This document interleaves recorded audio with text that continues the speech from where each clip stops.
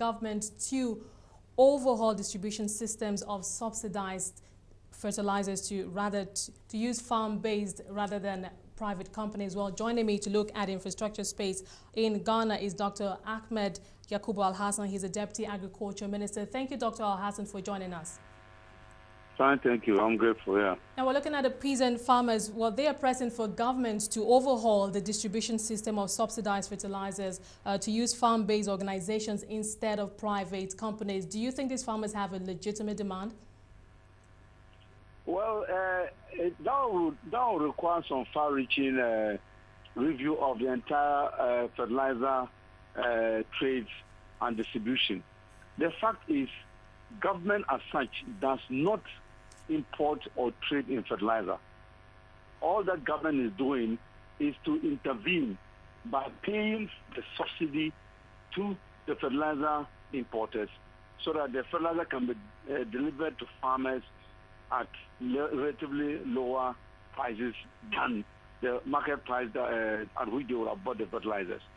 Now, the Minister of Food and Agriculture does not have the muscle to really distribute fertilizer on its own. In any case, it doesn't have any fertilizer to distribute.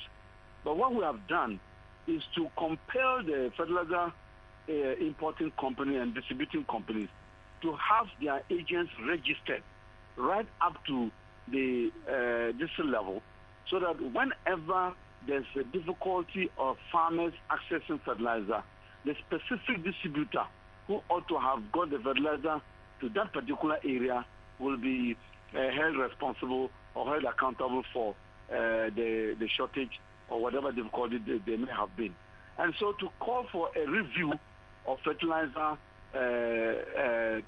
distribution will be asking government to take over the fertilizer trade from the private sector into the public sector, which is where we were before it went completely to the private sector. So I'm afraid that it will be a far-reaching arrangement.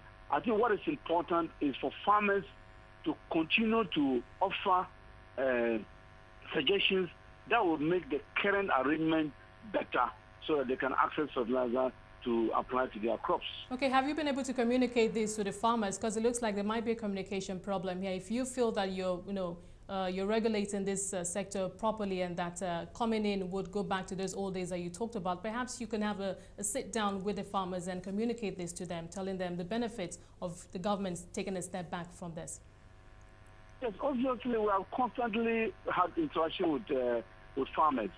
And our officers are available right up to the district and zonal levels, and they are there exactly to ensure that the farmers' welfare is looked after, because the farm is the convergence point between the private distributor and the farmer, and the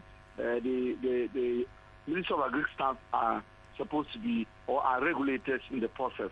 Any challenges that farmers have that they feel very strongly about, they ought to articulate same to our officers so that they can get back to us and then changes can be made.